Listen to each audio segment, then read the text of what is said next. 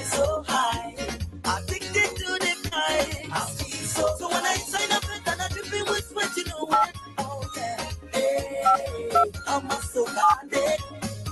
And when I'm out on the road and I'm losing control, you know what? Oh yeah, hey, I'm a soca addict. Leave me alone.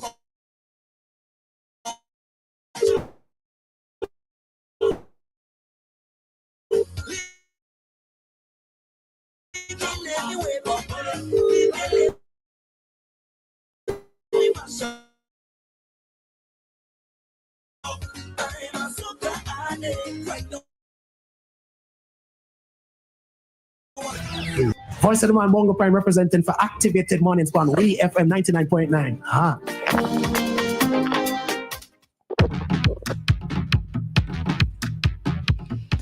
Good morning, everyone. We are back with more Activated Mornings right here on WEFM. Just to let you know, before we head into this particular segment, at 8:10, we will be having an interview. We are continuing our political conversation series, and we will be speaking with Mr. Philip Jackson this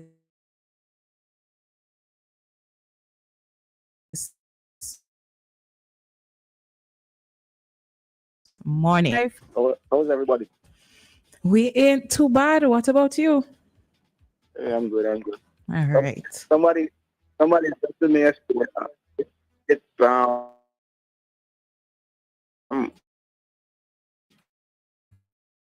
politics. Reason why I don't speak about politics.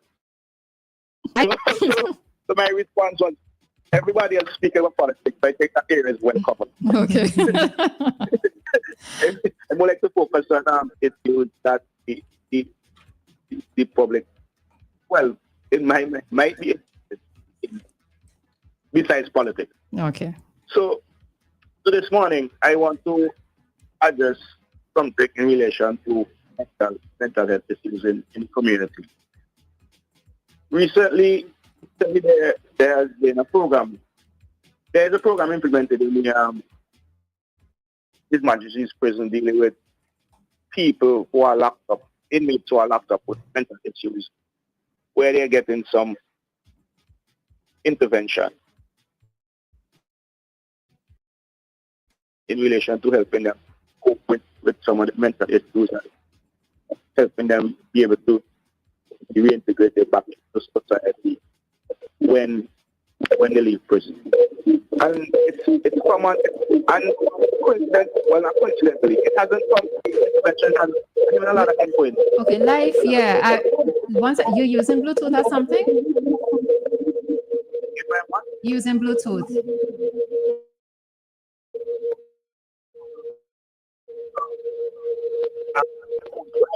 To your ears? Oh Lord. Yeah, we're hearing the feedback as well. All right, let's try again. Okay, let's try calling you back. All right, so stay right there. We'll call you back.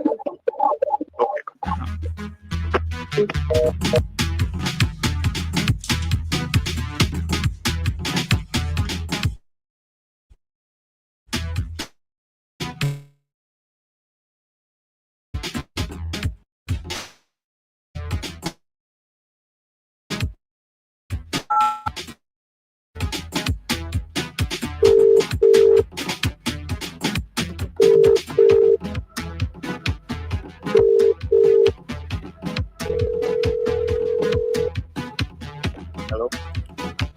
Hi. Okay. Hi. Yeah. Good morning again. Yeah, this is better. Yeah. Well, I still hear myself echoed, but that has been happening that times I call out. Okay. All right. So you all are hearing me clearly, right? We are, yes.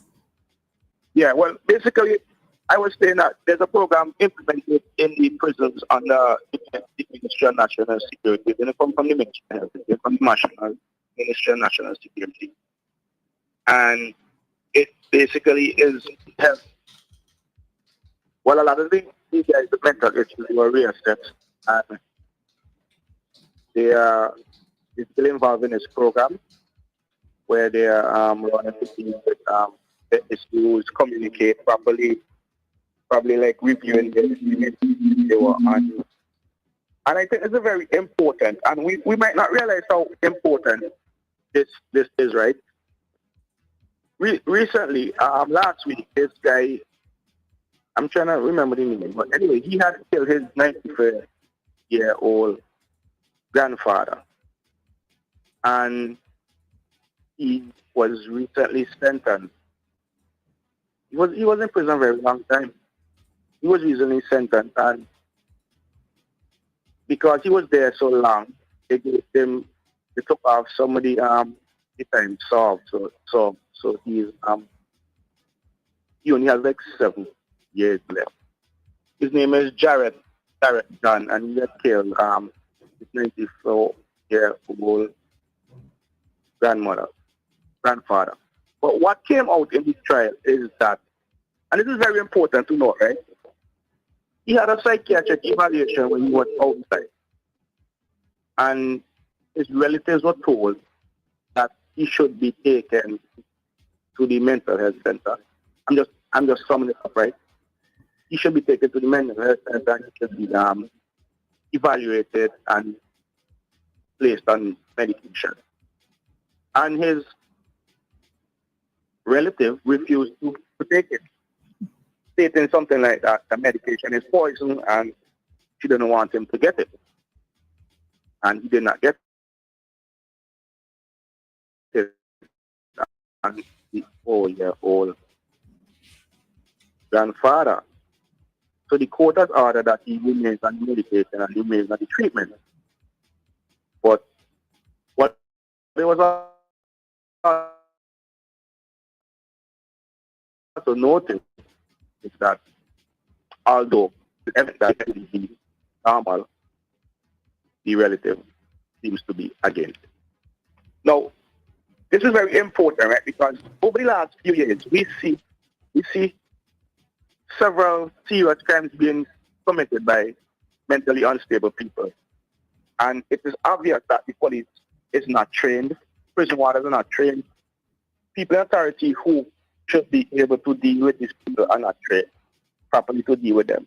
So a lot of times we see police reacting to situations where a mentally person is involved, and 90% of the time, that person is either shot or killed. We have seen that over and over. Now, one of the more recognizable situations is that Cain, that the issues of mentally challenged people in society actually came to the fore in the incident with Lewis. I know we all might remember that. That was Sunday, April 26, 2020, when it is alleged that Lewis shot and killed Sergeant Faber Chambers during an incident in Camden Park and wounded another police officer. And I want to call no names right now, but I was told by somebody involved in the treatment of mental health persons that they were actually on their way to Camden Park to speak with Lewis before that shooting took place. But the police arrived before them. And that was the result of that.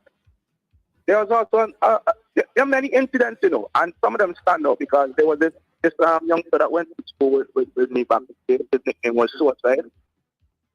He was also shot and killed by police after they responded to an incident at his home. And we have seen this happen over and over and over again.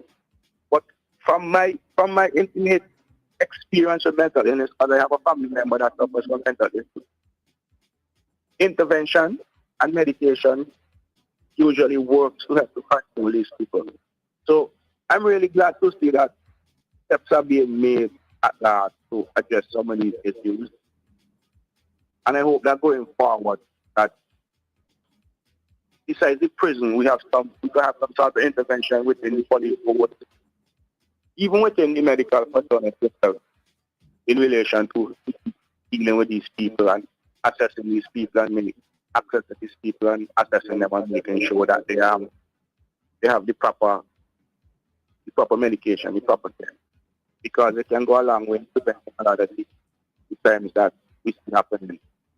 And persons might not be aware, right? There are a lot of persons in prison with mental issues who committed some very serious crimes, and that could have been avoided. I don't know if you all remember Durant, but he had killed, allegedly killed four people in one day. And when I had spoken to his mom had said that she was told to get him help, but when she would go to try to get him help, it was a lot of like run around and red tape, and she just wanted to get the help that she needed for him, and that was the result. And a lot of the guys that are in prison have these similar type of stories where some sort of proper intervention could have prevented some of the things they did. So,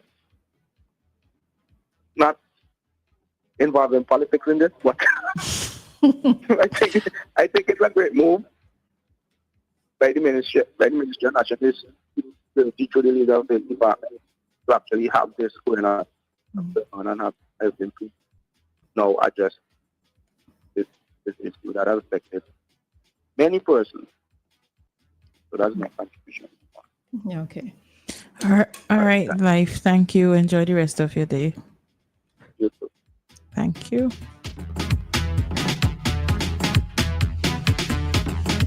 That was Lyf Compton giving us his commentary on the mental health rehabilitation in programs. He spoke about several, about the issue of the mentally challenged and some of the crimes that they commit, as well as the help they receive or do not receive.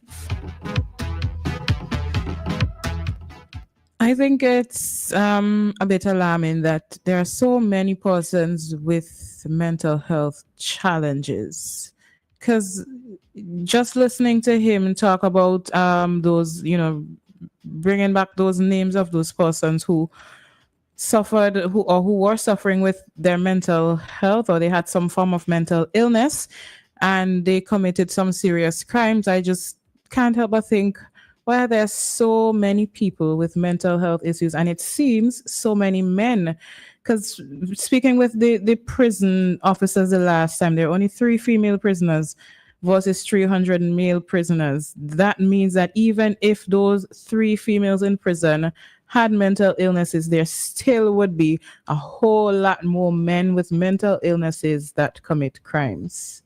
And that is interesting to me. Yeah. See, we have a... All right, so let me see if I can take the call quickly, and then I would give my thoughts on the topic. Queens? Hi, Queens. Morning. Queens? Morning.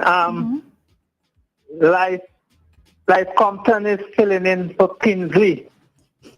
Yes, on Tuesday night. So I just want to put in a plug for the listeners to tune in and call, and even people who don't call Kingsley, because I know there's several people who don't call his program, including Dave Roberts, to call into the program. So I just want to put in that plug. All right. Okay, bye. All right. So yes, Lyf has been filling in for Kingsley in Kingsley's absence. All right. So that is happening tonight. Yes.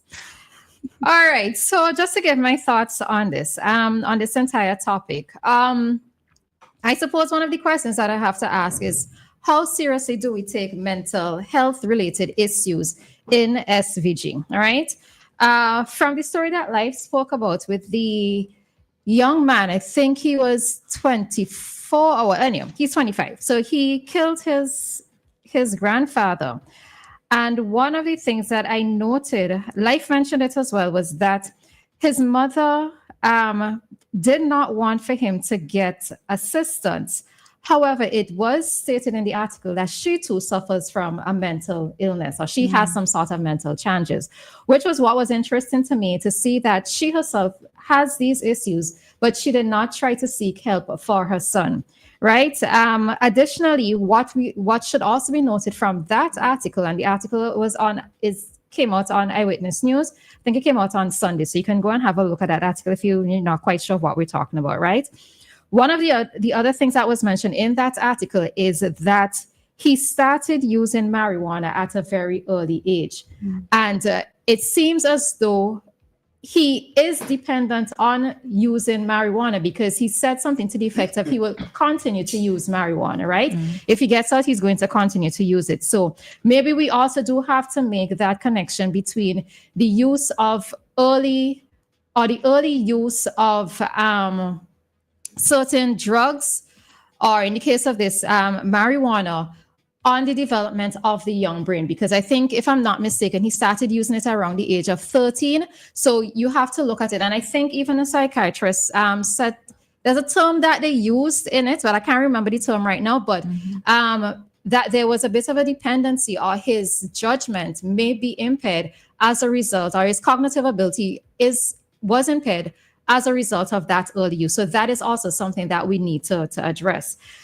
What it is that we've also gotten from when we have these interviews with the police is that many times persons who have challenges with family members who suffer from mental illness, when they just want the police to talk to them, they don't necessarily want for them to be taken away to seek treatment, right? Some of them say they don't want for them to get treatment. They don't want for them to be labeled as crazy. They just want for the police to talk to them. So on the one hand, you have to really wonder sometimes, how far or how much of a help do their family members actually want for their family members to receive, right? Because if they're taken away for treatment, if they're taken away for psychiatric evaluation, then maybe that could help to ensure that, family members either have an understanding of how to control them when they get into a particular, when they have a psychotic break or whatever the situation might be, or for them to, even for the patient themselves, to realize that I am suffering with something. Because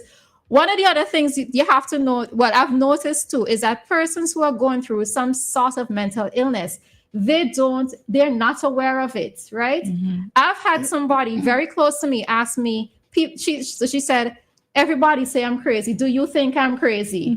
No, I don't know what to tell her, because the thing of it is that to her own self, she did not want to believe what everyone else was saying. And I probably didn't want to make it worse by telling her, take your medication or whatever the case might be. But there are times when to themselves, the patients may not necessarily be fully aware of the challenges that they're given to other family members, either on account of not admitting that something is wrong with them, or not wanting to seek treatment, right? And many of them say that they feel loopy and all of that. So this is why they don't want to take their medication.